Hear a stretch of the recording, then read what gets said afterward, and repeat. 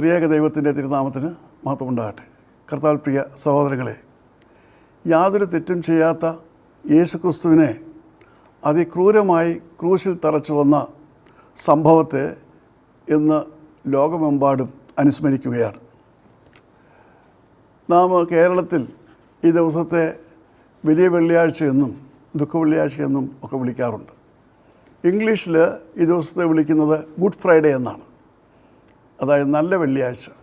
കാരണം പാപപങ്കിലമായ ലോകത്തെ രക്ഷിക്കുവാനായിട്ട് ദൈവപുത്രനായ യേശു ഭൂമിയിലേക്ക് വരികയും സ്വന്തം ജീവൻ അർപ്പിച്ച് പാപത്തെ സമ്പൂർണ്ണമായി പാപപങ്കിലമായ ലോകത്തെ സമ്പൂർണ്ണമായ ദൈവകോപത്തിൽ നിന്ന് വിമോചിപ്പിക്കുവാൻ തക്കതിനുവണ്ണം തൻ്റെ ജീവൻ അർപ്പിച്ച ആ മഹത്തായ സംഭവം ഉണ്ടായതുകൊണ്ട് ആ ദിവസത്തെ ഗുഡ് ഫ്രൈഡേ എന്നാണ് വിളിക്കുന്നത്, നല്ല വെള്ളിയാഴ്ച. അപ്പോൾ ഇന്ന് നാം ചിന്തിക്കുമ്പോൾ ഈ ഗുഡ് ഫ്രൈഡേയിലാണ് ലോകത്തിലെ ക്രൈസ്തവ ശുശ്രൂഷകളിൽ ഏറ്റവും അധികം ആൾക്കാർ ആരാധനയ്ക്കായി കടന്നു വരുന്നത്. ലോകത്തിൻ്റെ വിവിധ രാജ്യങ്ങളിൽ നടത്തപ്പെടുന്ന ക്രൈസ്തവ ശുശ്രൂഷകളിൽ ഏറ്റവും അധികം ആളുകൾ ഈ ഗുഡ് ഫ്രൈഡേ സർവീസസിൽ അല്ലെങ്കിൽ ക്രൈസ്തവ ശുശ്രൂഷകളിൽ ആരാധനകളിൽ പങ്കെടുക്കുന്നുണ്ട്. വളരെ സുദീർഘമായ ശുശ്രൂഷയാണ് ദുഃഖവെള്ളിയാഴ്ച നടത്തപ്പെടുന്നത്. അപ്പോൾ ഈ ശുശ്രൂഷകളിൽ തന്നെ കർത്താവിൻ്റെ കഷ്ടാനുഭവത്തിൻ്റേതായിട്ടുള്ള ചില ദൃശ്യാവിഷ്കാരങ്ങൾ ചേർത്തിട്ടുണ്ട്. കാരണം ആരാധനയ്ക്കായി കടന്നു വരുന്ന വിശ്വാസികളിൽ കർത്താവിൻ്റെ ക്രൂശ് മരണത്തിൻ്റെയും സഹനത്തിൻ്റെയും ഓർമ്മകൾ ഉണർത്തുവാൻ തക്കവണ്ണമാണ് അപ്രകാരം ഉള്ള ദൃശ്യാവിഷ്കാരങ്ങൾ രേഖപ്പെടുത്തിയിരിക്കുന്നത്. അതിൽ പരമപ്രധാനമായിട്ടുള്ള ഒരു ശുശ്രൂഷ ക്രൂശിക്കപ്പെട്ടിരിക്കുന്ന കർത്താവിന് അവസാനമായി ചുംബനം നൽകുന്ന ശുശ്രൂഷയാണ്. അപ്പോൾ ആ ചുംബനം നൽകുമ്പോൾ അതിനായിട്ട് വിഭക്തമാക്കുന്നത് കുരിശുകൾ അല്ലെങ്കിൽ ബൈബിൾ, യേശുക്രിസ്തുവിൻ്റെ തന്നെ ചെറിയ പ്രതിരൂപങ്ങൾ, ഇവയൊക്കെയാണ് ചുംബനത്തിനായിട്ട് വെച്ച് ആളുകൾ ചുംബിച്ച് അനുഗ്രഹം പ്രാപിച്ച് മടങ്ങിപ്പോകുന്നു. ചിലർ ഇതിനെ വിഗ്രഹാരാധനയായിട്ട് വിമർശിക്കുന്നുണ്ട്. എന്നാൽ അപ്രകാരം വിഗ്രഹാരാധനയായിട്ടല്ല, പിന്നെയോ കർത്താവിൻ്റെ സഹനത്തിൻ്റെയും കഷ്ടത്തിൻ്റെയും ക്രൂരമായിട്ടുള്ള പീഡനത്തിൻ്റെയും ഒക്കെയും പ്രതീകം മനസ്സിലുണർത്തുവാൻ തക്കവണ്ണം ഉള്ള ഒരു മുഖാന്തരമായിട്ടും അതിൽ കർത്താവിനെ നാം വണങ്ങുന്നതിനായിട്ടുള്ള ഒരു പ്രത്യേകമായ പ്രതീകമായിട്ടാണ് അതിനെ പിതാക്കന്മാർ ഇപ്രകാരം ക്രമീകരിച്ചിരിക്കുന്നത്. ചുംബനങ്ങളെക്കുറിച്ച് പറയുമ്പോൾ തിരുവചനത്തിൽ 8 തരത്തിലുള്ള ചുംബനങ്ങൾ പ്രതിപാദിച്ചിട്ടുണ്ട്. നാം നോക്കുമ്പോൾ പലതരത്തിലുള്ള പല രീതികളിലുള്ള പല തലങ്ങളിലുള്ള കാര്യങ്ങൾക്കായിട്ട് ചുംബനങ്ങൾ നൽകപ്പെടുന്നതായിട്ട് തിരുവചനത്തിൽ നമുക്ക് കാണുവാനായിട്ട് കഴിയും. ഉദാഹരണമായിട്ട് മുടിനായ പുത്രൻ പാപമംഗലമായ തൻ്റെ ജീവിതത്തെ വിടിഞ്ഞിട്ട് തൻ്റെ പിതാവിൻ്റെ അടുക്കിലേക്ക് മടങ്ങി വരുമ്പോൾ ആ പിതാവ് അവനെ ചുംബിക്കുന്നു. അത് വീണ്ടെടുപ്പിൻ്റെയും യഥാസ്ഥാനപ്പെടുത്തലിൻ്റെയും ചുംബനമാണ്. പാപിനിയായ സ്ത്രീ യേശുക്രിസ്തുവിൻ്റെ പാദാരത്തിൽ വീണ് കിടന്ന് കണ്ണുനീരോടെ കാലുകൾ ചുംബിച്ചുകൊണ്ട് പ്രാർത്ഥിക്കുന്നു. അത് പാപമോചനത്തിൻ്റേതായിട്ടുള്ള അനുതാപം നിമിത്തമുണ്ടാകുന്ന ചുംബനമാണ്. യോനാഥാനും ദാവീദും വേർപിരിയുമ്പോൾ അവർ കെട്ടിപ്പിടിച്ച് ചുംബിച്ച് കരയുന്നു. അത് വേർപാടിൻ്റെ ചുംബനമാണ്, വേദനയുടെ സ്നേഹത്തിൻ്റെ ചുംബനമാണ്. പ്രാചീന ക്രൈസ്തവ ശുശ്രൂഷയിൽ പരസ്പരം ചുംബനം നൽകുന്ന പതിവുണ്ടായിരുന്നു. ഇന്നും പാശ്ചാത്യ നാടുകളിൽ ചില ശുശ്രൂഷ ചെയ്യുന്നുണ്ട്, സ്നേഹത്തിൻ്റെയും സമാധാനത്തിൻ്റെയുമുള്ള ചുംബനം. അപ്പോൾ ഇങ്ങനെ പലതരങ്ങളിലുള്ള ചുംബനങ്ങൾ നാം തിരുവചനത്തിൽ കാണുന്നുണ്ട്. എന്നാൽ അവയിലൊക്കെയും ഏറ്റവും നികൃഷ്ടമായത്, അത് ശപിക്കപ്പെട്ടതെന്ന് പറയാവുന്ന അതിനീചമായിട്ടുള്ള ചുംബനമാണ് അത് യൂദ യേശുക്രിസ്തുവിന് നൽകുന്നത്. നാം ഈ ചുംബനത്തെക്കുറിച്ച് പഠിക്കുമ്പോൾ യൂദായോട് യഹൂദ സഭയിലെ പുരോഹിതന്മാരോ അല്ലെങ്കിൽ സന്നിധി സംഘത്തിലെ അംഗങ്ങളോ ഒന്നും യേശുവിനെ ചൂണ്ടിക്കാണിക്കുവാനായിട്ട് ആവശ്യപ്പെട്ടിരുന്നില്ല. യൂദ സ്വയമായിട്ട് യഹൂദ സഭയിലെ മഹാപുരോഹിതന്മാരെയും ശാസ്ത്രിമാരെയും ഒക്കെ സമീപിച്ച് യേശുവിനെ അവർക്ക് കാണിച്ചു കൊടുക്കാമെന്ന് പറയുകയാണ് ഉണ്ടായത്. വിശുദ്ധ മത്തായിയുടെ സുവിശേഷം 26-ാം അധ്യായം 15-ാം വാക്യം വായിക്കുമ്പോൾ അവിടെ നമുക്ക് കാണുവാൻ കഴിയുന്നത്, നിങ്ങൾ എന്തു തരും, ഞാൻ അവനെ കാണിച്ചു തരാമെന്ന് പറഞ്ഞു. അവർ അവന് 30 വെള്ളിക്കാശ് തൂക്കിക്കൊടുത്തു. യേശുക്രിസ്തുവിനെ കൊല്ലുവാനായിട്ട് യഹൂദ സഭ അത്യധികം ആഗ്രഹിക്കുന്നെന്ന് മനസ്സിലാക്കിക്കൊണ്ട് യൂദ മഹാപുരോഹിതന്മാരുടെയും യഹൂദ സഭയുടെ പരമാധികാരികളായിരിക്കുന്ന മറ്റ് വ്യക്തികളുടെയും അടുക്കൽ ചെന്ന് യേശുക്രിസ്തുവിനെ കാണിച്ചു കൊടുക്കാമെന്നാണ് പറയുന്നത്. അവരോട് ഒരിക്കലും അത് ആവശ്യപ്പെട്ടിരുന്നില്ല. പക്ഷേ ഇങ്ങനെ യൂദ പ്രവർത്തിക്കാനുള്ള കാരണം എന്താണ്? അത് വിശുദ്ധ ലൂക്കോസ് വെളിപ്പെടുത്തുന്നുണ്ട്. വിശുദ്ധ ലൂക്കോസിൻ്റെ സുവിശേഷം 22-ാം അധ്യായം 3-ാം വാക്യത്തിൽ ഇത് കാണുവാൻ കഴിയും. അപ്പോൾ 12 പേരിൽ ഇസ്കോരിയാത്താവ് യൂദയിൽ സാത്താൻ പ്രവേശിച്ചു. സാത്താൻ പ്രവേശിച്ച ശേഷമാണ് യൂദ മഹാപുരോഹിതന്മാരുടെ അടുക്കൽ ചെന്ന് യേശുവിനെ കാണിച്ചു കൊടുക്കാമെന്ന് പറയുന്നത്. അപ്പോൾ സാത്താൻ ഒരു വ്യക്തിയിൽ പ്രവേശിച്ചാൽ അവൻ എങ്ങനെയാണ് പ്രവർത്തിക്കുന്നതെന്ന് വ്യക്തമായിട്ട് നമുക്ക് കാണുവാൻ കഴിയും. ഇവിടെ യൂദയെക്കുറിച്ച് ചിന്തിക്കുമ്പോൾ യേശുക്രിസ്തു തൻ്റെ 12 ശിഷ്യന്മാരിൽ ഒരുവനായിട്ട് അവനെ തിരഞ്ഞെടുത്തതാണ്. അവനൊരു അപ്പോസ്തലനാണ്. യേശുക്രിസ്തുവിൻ്റെ ഒപ്പം നിന്നുകൊണ്ട്, യേശുക്രിസ്തുവിനോടും ശിഷ്യന്മാരും ചേർന്ന് നിന്നുകൊണ്ട് അവൻ 3.5 വർഷക്കാലം പ്രവർത്തിച്ചവനാണ്.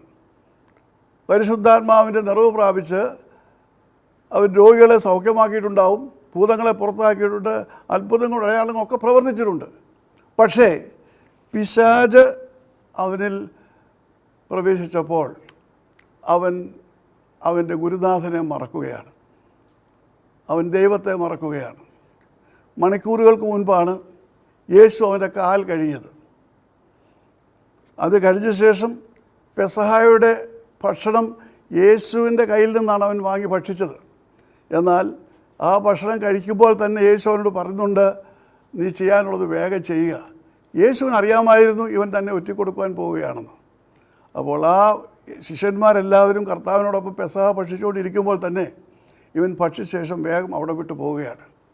എന്നിട്ട് അവൻ ചെന്നിട്ടാണ് ഇപ്രകാരം യഹൂദ മഹാപുരോഹിതന്മാരും സന്നിധി സംഘവും ശാസ്ത്രിമാരും ഒക്കെ അയച്ച പടയാളികളുമായിട്ട് യേശുക്രിസ്തുവിനെ ചൂണ്ടിക്കാണിക്കുവാനായിട്ട്, അല്ലെങ്കിൽ യേശുക്രിസ്തുവിനെ കാണിച്ചു കൊടുക്കാനായിട്ട് അവിടെ കടന്നു വരുന്നത്. അവൻ വന്ന് യേശുവിനെ കണ്ട് യേശുവിനെ ചുംബിക്കുന്നു. യേശു അവനോട് ചോദിക്കുകയാണ്, യൂദയെ, നീ ചുംബനം കൊണ്ടാണോ മനുഷ്യപുത്രനെ കാണിച്ചു കൊടുക്കുന്നത്? അവൻ വന്ന് റബി വന്ദനം എന്ന് പറഞ്ഞുകൊണ്ടാണ് യേശുക്രിസ്തുവിനെ ചുംബിക്കുന്നത്. അങ്ങനെ ചുംബിച്ചു കഴിഞ്ഞപ്പോൾ കൂടെ വന്ന പടയാളികൾക്കും അതോടൊപ്പം അവരോടൊപ്പം ഉണ്ടായിരുന്നവർക്കും യേശുക്രിസ്തു ആരാണെന്ന് മനസ്സിലാക്കുവാനും അങ്ങനെ യേശുക്രിസ്തുവിനെ പിടിക്കുവാനും ഇടയായി. പക്ഷേ അത് കഴിഞ്ഞ് യേശു അവനോട് ഒരു ചോദ്യം കൂടി ചോദിക്കുകയാണ്. സ്നേഹിത, നീ എന്തിനായിട്ടാണ് വന്നിരിക്കുന്നത്? ചുംബനം നൽകിയതിന് ശേഷം യേശു അവനോട് ചോദിക്കുന്ന ചോദ്യം, സ്നേഹിത, നീ എന്തിനായിട്ടാണ് വന്നിരിക്കുന്നത്? തന്നെ ഒറ്റക്കൊടുക്കുവാനാണ് അവൻ വന്നിരിക്കുന്നതെന്ന് നല്ലതുപോലെ യേശുവിനറിയാം. എന്നിട്ടും താൻ അവന് സ്നേഹം നൽകുകയാണ്. സ്നേഹിതനാണ് അത് എപ്പോഴും കൂടുതലായിട്ട് അടുത്ത് പെരുമാറുന്നത്. ഒരിക്കലും അവൻ ഇപ്രകാരം വിപരീതമായിട്ട് ഒരു സ്നേഹിതന് പ്രവർത്തിക്കുവാൻ കഴിയുകയില്ല, ഒറ്റിക്കൊടുക്കുവാൻ കഴിയുകയില്ല. പക്ഷേ യേശു യൂദയെ സ്നേഹിത എന്നാണ് അഭിസംബോധന ചെയ്യുന്നത്. സ്നേഹിത, നീ എന്തിനായിട്ടാണ് വന്നിരിക്കുന്നത് എന്ന് ചോദിച്ചു. തനിക്ക് ചുംബനം തന്നു, തന്നെ അവർ പിടിക്കുകയാണ്. അപ്പോൾ ദുഃഖവെള്ളിയാഴ്ച ആചരിക്കുവാനായിട്ട് നാം ഇന്ന് കടന്നു വന്നിരിക്കുമ്പോൾ യേശു ഇതേ ചോദ്യമാണ് വെള്ളിയാഴ്ച ആചരിക്കുന്ന ഓരോരുത്തരോടും ചോദിക്കുന്നത്. സ്നേഹിത, നീ എന്തിനായിട്ടാണ് വന്നിരിക്കുന്നത്? യൂദ യേശുവിൻ്റെ അടുക്കൽ വന്നു, അവനെ ചുംബിച്ചു. പക്ഷേ അവനെ ചുംബിക്കുമ്പോൾ തന്നെ അവൻ്റെ ഹൃദയത്തിൽ നിറയെ പാപമായിരുന്നു. ചുംബിക്കുമ്പോൾ അവൻ്റെ പാപം അവനെ വിട്ടുപോയിരുന്നില്ല. ആ പാപം ഉൾക്കൊണ്ടുകൊണ്ടാണ്, ആ പാപം വഹിച്ചുകൊണ്ടാണ് യാതൊരു മാനസാന്തരവും ഇല്ലാതെ, പാപമോചനവും ഇല്ലാതെ, അനുതാപവും ഇല്ലാതെ അവൻ യേശുവിനെ ചുംബിക്കുന്നത്. ഇന്ന് നാം ഇപ്രകാരമുള്ള ആരാധനകളിൽ പങ്കെടുക്കുമ്പോൾ, യേശുവിനെ ചുംബിക്കുമ്പോൾ നമ്മുടെ ജീവിതത്തിന് ഒരു മാറ്റമില്ലായെങ്കിൽ നാമും യൂദയെ പോലെയാകുകയാണ്. യേശു ക്രിസ്തു വളരെ വ്യക്തമായിട്ട് അവനോട് ചോദിക്കുകയാണ്, നീ എന്തിനായിട്ടാണ് വന്നിരിക്കുന്നത്? ഈ ചോദ്യം ഇന്ന് ദുഃഖവെള്ളിയാഴ്ചത്തെ ആരാധനകളിൽ പങ്കെടുത്ത് പലവിധമായ കാര്യങ്ങളും ക്രമീകരണങ്ങളും ഒക്കെ യേശുവിൻ്റെ കഷ്ടാനുഭവത്തെക്കുറിച്ച് അനുസ്മരിപ്പിച്ചുകൊണ്ട് നടത്തുമ്പോൾ യേശുവിന് ചോദിക്കുവാനുള്ളൊരു ചോദ്യം, എന്തിനായിട്ടാണ് നീ വന്നിരിക്കുന്നത്? യേശുവിൻ്റെ അടുക്കൽ വരുന്നവൻ അവന് പാപവിമോചനം ഉണ്ടായിരിക്കണം. അവൻ പാപത്തെ ഉപേക്ഷിക്കണം. ദൈവിക പ്രമാണങ്ങൾ അനുസരിക്കണം. അവൻ ജീവിതത്തിൽ വിശുദ്ധി ഉണ്ടായിരിക്കണം. ദൈവത്തെ ഭയപ്പെടുവാനും ദൈവഭക്തിയിൽ ജീവിപ്പാനും അവന് കഴിയണം. അപ്പോൾ ഇങ്ങനെയുള്ള അനേകമായ കാര്യങ്ങൾ യേശുക്രിസ്തു പഠിപ്പിച്ചിട്ടുണ്ട്. അത് പ്രാവർത്തികമാക്കുവാൻ കഴിയാതെ ബാഹ്യമായ ഒരു ചടങ്ങിന് വേണ്ടി മാത്രമാണോ നാം വന്നിരിക്കുന്നതെന്ന് പരിശോധിക്കുവാനുള്ള ഒരു ചോദ്യമാണത്. യൂദ അവസാന നിമിഷം വരെ യേശുവിനോടൊപ്പം ഉണ്ടായിരുന്നു. യേശുവിനോട് കൂടെ നടന്നവനാണ്. യേശുവിനോടൊപ്പം സുവിശേഷം പ്രസംഗിച്ചവനാണ്. രോഗം സൗഖ്യമാക്കിയവനാണ്. ഇതുപോലെ ജീവിതത്തിൻ്റെ വിവിധ സരണികളിൽ നാം കർത്താവിന് വേണ്ടി പ്രവർത്തിക്കുന്നവരായിരിക്കാം. പക്ഷേ നാം യേശുവിൻ്റെ സന്നിധിയിൽ വരുമ്പോൾ, നാം യേശുവിനെ ചുംബിക്കുമ്പോൾ നമ്മുടെ ഹൃദയത്തിൽ ആ ചുംബനത്തിന് എത്രമാത്രം വിശുദ്ധിയുണ്ട്, ആ ചുംബനത്തിൽ എത്രമാത്രം പരമാർത്ഥതയുണ്ട്. നാം യേശുവിനെ നമ്മുടെ സ്നേഹം കാണിക്കുവാനും നമ്മൾ യേശുവിനെ സ്നേഹിക്കുന്നുവെന്നും ആദരിക്കുവാനും കരുതുന്നുവെന്നും വിശ്വസിപ്പിക്കുവാനുമായിട്ടാണ് ചുംബനം നൽകുന്നതെങ്കിൽ അതിൽ പരമാർത്ഥതയുണ്ടാകണം. ഹൃദയം നിറയെ പാവം വെച്ചുകൊണ്ട് ജീവിതത്തിന് യാതൊരു മാറ്റവും വരുത്താനാവാതെ പഴയ മനുഷ്യനായിക്കൊണ്ട് നാം യേശുവിനെ ചുംബിക്കുകയാണെങ്കിൽ യേശുവിന് ചോദിക്കുവാനുള്ള ചോദ്യം, നീ എന്തിനായിട്ടാണ് വന്നിരിക്കുന്നത്? അതുകൊണ്ട് നാം ഇന്ന് ഈ ദുഃഖവെള്ളിയാഴ്ച ആചരിക്കുമ്പോൾ നമ്മുടെ ജീവിതത്തിലേക്കൊന്ന് തിരിഞ്ഞു നോക്കണം. യേശുവിൻ്റെ അടുത്തേക്ക് വരുമ്പോൾ ഇത് ഒരു ചടങ്ങായിട്ട് വാർഷികമായിട്ട് നടത്തുന്ന അവസ്ഥയിലല്ല. എല്ലാ വർഷവും ഇപ്രകാരം ഒരു ചടങ്ങ് എനാക്ട് ചെയ്യുക എന്ന് പറയും, അല്ലെങ്കിൽ ഇപ്രകാരം ഒരു ചടങ്ങ് ആവിഷ്കരിക്കുകയാണ്. യേശുവിൻ്റെ മരണത്തെക്കുറിച്ചുള്ള കാര്യം, ക്രൂശ് മരണത്തെക്കുറിച്ചുള്ള ദൃശ്യങ്ങൾ എല്ലാം ആരാധനകൾ ഉൾപ്പെടുത്തിക്കൊണ്ട് ഒരു ദിവസം വന്ന് ചിലവഴിക്കുക. എന്നാൽ അപ്രകാരം നാം ആരാധിക്കുമ്പോൾ നമ്മുടെ ജീവിതത്തിനൊരു മാറ്റം വരുത്താതെ, നമ്മുടെ ജീവിതത്തിൽ യേശുക്രിസ്തുവിനെ വാസ്തവമായിട്ട് സ്വീകരിക്കാൻ കഴിയാതെ ബാഹ്യമായിട്ടുള്ള ആരാധനയിലാണ് നമ്മുടേതായിട്ടുള്ള പ്രവൃത്തികൾ അവസാനിക്കുന്നതെങ്കിൽ ഇപ്രകാരമുള്ള ആചാരം കൊണ്ടോ അനുഷ്ഠാനങ്ങൾ കൊണ്ടോ ആരാധനകൾ കൊണ്ടോ നമുക്ക് ദൈവത്തെ പ്രസാദിപ്പിക്കുവാൻ കഴിയുകയില്ല. യൂദയെപ്പോലെ നാമമായി തീരുകയാണ്. ഹൃദയം നിറയെ കാപഢ്യം, പുറമേ സ്നേഹത്തിൻ്റെ ഭാവം. അപ്പോൾ ചുംബനം നൽകുമ്പോൾ അത് സ്നേഹത്തിൻ്റെ ഭാവമാണ്. ആ സ്നേഹത്തിൻ്റെ ഭാവത്തിൽ നാം യേശുവിൻ്റെ അടുക്കൽ ചെന്ന് വാസ്തവത്തിൽ യൂദ യേശുവിനെ ഒറ്റിക്കൊടുത്തതുപോലെ നാമും യേശുവിനെ ഒറ്റിക്കൊടുക്കുകയാണ്. നമ്മുടെ ഹൃദയത്തിലെ ദുഷ്ടത നിമിത്തം നാം മറ്റുള്ളവരെ ഉപദ്രവിക്കുകയും ദോഷം ചെയ്യും പാപമംഗലമായ ജീവിതം തുടർന്ന് ചെയ്യുമ്പോൾ നാമും യൂദയെപ്പോലെ യേശുവിനെ ഒറ്റിക്കൊടുക്കുകയാണ്, യേശുവിനെ ക്രൂശിക്കുകയാണ്. അതുകൊണ്ട് നാം ഇന്ന് ഈ ക്രൂശിൻ്റെ ചുവട്ടിൽ കടന്നു വരുമ്പോൾ, യേശുവിനെ ആരാധിക്കുവാനായിട്ട് ഈ ദുഃഖവെള്ളിയാഴ്ച കടന്നു വരുമ്പോൾ ഓർക്കേണ്ട ഒരു വലിയ കാര്യം, യേശു യൂദായോട് ചോദിച്ച ചോദ്യമാണ്, സ്നേഹിത, നീ എന്തിനു വേണ്ടിയാണ് വന്നിരിക്കുന്നത്? എന്തിനു വേണ്ടിയാണ് വന്നിരിക്കുന്നത്? അതെ, ഞാനുമായിട്ടൊരു പുതിയ ജീവിതം ആരംഭിക്കുവാനാണോ നീ വന്നിരിക്കുന്നത്? നിൻ്റെ കഴിഞ്ഞകാല ജീവിതത്തോട് യാത്ര പറഞ്ഞ് ഒരു പുതിയ മനുഷ്യനായി തീരുവാനാണോ നീ വന്നിരിക്കുന്നത്? അതോ ബാഹ്യമായിട്ട് എല്ലാവരും ഈ ദുഃഖവെള്ളിയാഴ്ച ആചരിക്കുന്നു എന്നതുകൊണ്ട് നീയും കടന്നു വന്നിരിക്കുകയാണോ? അപ്രകാരമാണ് നമ്മുടെ മറുപടിയെങ്കിൽ ഒരു മാറ്റവുമില്ലാതെ ചടങ്ങായിട്ട് അതേ ഈ ആരാധനയെ അവസാനിപ്പിക്കുകയാണ് എങ്കിൽ നമുക്ക് അത് യാതൊരു രീതിയിലുള്ള അനുഗ്രഹവും പകരുകയില്ല.